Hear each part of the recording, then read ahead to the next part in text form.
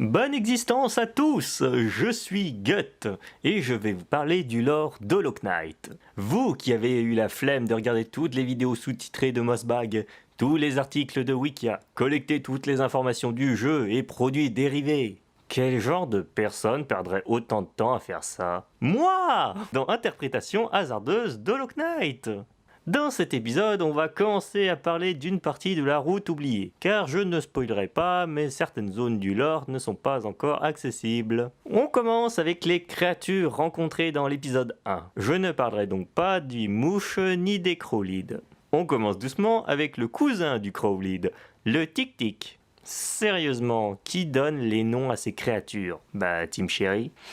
Bref, le tic-tic a pour seule différence avec son cousin de pouvoir grimper absolument partout. J'emmerde la gravité. Mais il a autant d'intelligence que son cousin, donc si on mettait toutes ces bestioles dans une roue, tu penses que ça ferait une énergie infinie? Je pense surtout qu'il faudra les nourrir. Ouais, surtout qu'elles ne méritent pas mon infection. On passe au Gruser. Sérieusement, faites un effort pour les noms. Non. Bref, ces insectes sont aveugles et se dirigent aléatoirement en frappant toutes les surfaces afin de se diriger. Donc si vous insultez une mouche de vous avoir frappé, vous insultez un handicapé. Vous n'avez pas honte? Non. Sérieusement, cette espèce aurait dû s'éteindre depuis très longtemps. La seule raison de leur survie, c'est de se multiplier vite. D'ailleurs, on va parler des mères greuses. C'est un gruseur adulte qui produit en moyenne 7 bébés. Cette espèce ne pond pas d'œufs et elle garde ses enfants dans leur ventre pour qu'ils se nourrissent d'eux. C'est dégueulasse! Et leur permettent de survivre en ne faisant pas face aux menaces extérieures. Mais beaucoup d'insectes font ça, donc je ne dirai qu'une chose, comment tu fais pour pas transformer tes bébés en purée quand tu les défends comme ça? Je critique, mais au moins cette espèce est techniquement aussi pacifiste que les tic-tics. Car je vais vous parler des aspides. Basiquement, ces trucs veulent vous casser la gueule en famille. C'est l'œuvre du diable! On commence par le mâle aspide. Vicieux, il voudra vous dégommer à distance avec son venin. Et pour la gloire de Satan, bien sûr! Donc foncez-lui dessus et exterminez son espèce maléfique. Bref, on passe aux femelles qui te tirent dessus avec du venin corrosif liquide et peuvent aussi vous tirer dessus avec leur bébé. Un ennemi, je vais jouer à shoot dans le bébé. Ouais! D'ailleurs, les nouveau-nés sont une menace que s'ils se multiplient, alors tuez cette connasse. Pour la gloire éternelle de Lucifer! Désolé, mais sérieusement, cette espèce est une purge. Vous comprendrez ça quand je vous parlerai de leur cousin sociopathe. En attendant, on parle des Goham. Mais pourquoi ce nom? Et pourquoi pas? Les Goham sont limite incassables. Leur seule raison de vivre est de creuser et de dévorer tout ce qui est devant eux. Basiquement, c'est comme si vous laissiez une foreuse allumée en continu. D'ailleurs, cette chose pose une sérieuse question sur la survie d'un royaume quelconque avec ce genre de créatures dans les parages. Mais les cavernes ne se sont pas encore effondrées et il n'y a encore aucune cité qui fait mention de ce problème. Donc, ça veut dire que c'est peut-être pas une menace. On passe aux vagabonds. Basiquement, c'est des villageois random, de l'ancienne civilisation d'Alonest. Donc, en gros, si vous les frappez, c'est un peu l'équivalent de taper une personne random dans la rue. Version zombie. Ils ne sont pas du tout forts, vu que c'est des civils. À la limite, certains sont nés avec une corne, mais est-ce que c'est vraiment dangereux? Ils sont pas forts pour une bonne raison, ils voyaient pas vraiment l'intérêt. Quand la cité d'Alonest était à son sommet, il suffisait de commander sa nourriture, faire ses fiches d'impôts, chanter. Du coup ils se sont fait manipuler ou soit tuer et zombifier facilement après l'infection. Ces insectes devenant de plus en plus civilisés, mais comme ils n'avaient plus de moyens naturels pour faire face aux menaces, ils ont bien trouvé un moyen de se défendre en fabriquant des armes et des protections à base de coquilles, par exemple, pour compenser ce qui leur manquait. Un pénis d'une taille conforme? Non, un moyen de se défendre. Oh! Bref, certains sont fortement musclés, mais l'infection les a quand même touchés. Mais contrairement aux autres, ils sont restés à leur poste. Je continuerai mon job jusqu'à ma mort. Ça, c'est de la passion pour son travail. On passe aux Maggots, dont un qui a volé l'armure d'Egemol, un des 5 chevaliers légendaires. On en reparlera plus tard. Là, on parle de celui qui a profané un cadavre pour voler son armure. Hérétique! Au bûcher! C'est le bûcher! Cette créature est la plus faible du royaume. Pour dire, elle est encore plus faible qu'un crolide. Mais ces créatures sont délicieuses, et le chasseur a d'excellents conseils de comment la cuisiner à la broche, pour faire un délicieux rôti, idéal pour vos provisions en randonnée. Mais du coup, on va quand même parler du faux chevalier. Cet hérétique a pris l'armure pour se venger de ceux qui méprisaient son espèce. C'est l'heure de la révolution! Mais a quand même succombé à l'infection. Je sais que vous vous en fichez, vous ce qui vous intéresse c'est comment ce truc contrôle tout ça. Eh bien, une explication non officielle, mais qui semble logique, et il n'y en a pas qu'un seul dedans. Bah oui, attention, micro-spoil, plus tard on en verra d'autres des magottes, qui lui rendent hommage. Probablement ceux qui l'aidaient à piloter l'armure. Et oui, comme un mecha, ils se sont unis pour défendre leur espèce avec l'armure.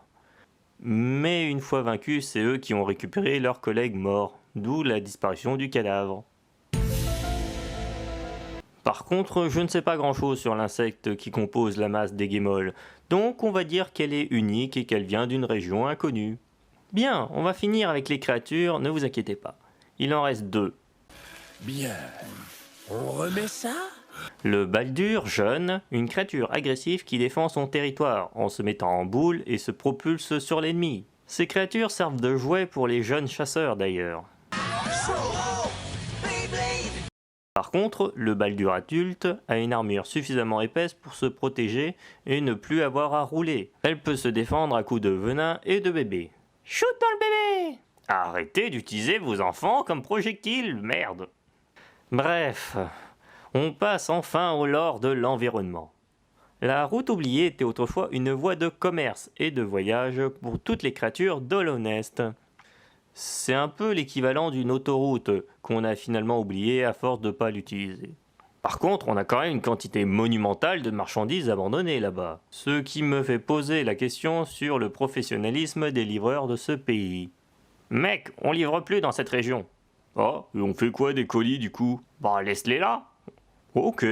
Pourtant, autrefois, c'était un lieu touristique. En témoignent les nombreux moyens de transport, que ce soit le coléoptère ou le métro. Bon, d'accord, faut avouer que cet endroit devait être vite fait chiant à visiter. Alors là, on a des fossiles, des fougères, des fossiles d'anciens animaux morts, des fougères, des sculptures décoratives taillées dans des écailles géantes. J'ai payé un billet de métro pour ça. Non mais attendez, il y a aussi des superbes sources d'eau chaude, construits par notre saint roi pâle d'un blanc absolu. Vous en faites pas un peu trop? Oh désolé, on a son logo tellement partout dans le pays que ça rend un peu fou. Bref, malgré que la route ait été abandonnée, il y a encore des gens qui y habitent. Un peu comme des paysans perdus sur la route. D'où les livreurs en mode « je livre ça où? C'est même pas sur la carte ».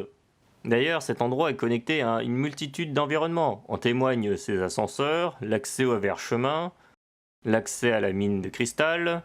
Bonjour, je m'appelle Mila. Non, pas tout de suite. Bref, l'endroit a peu à peu été ignoré, en témoigne la prolifération des nuisibles, un peu partout. Pour assurer la protection des stocks, on embaucha des insectes suffisamment forts pour les garder. D'où la présence de ces gardes devenus fous. Vos papiers, s'il vous plaît. Mais certaines zones ont été complètement laissées à l'abandon, d'où la présence de nuisibles, par exemple dans cette église. Ça ressemble pas du tout à une église. Dans l'ancienne version, ça y ressemblait. Ouais, à ce stade, on peut en parler de l'escargot? Il sait, je sais pas ce qu'il sait, mais il le sait. Ouais, on va arrêter de parler des contenus retirés, on va parler de l'œuf noir. Ouais, cet endroit est très important dans l'histoire, car il est là où tout se terminera. Il a été conçu dans l'essence même du vide, dans la carcasse d'un insecte ancestral.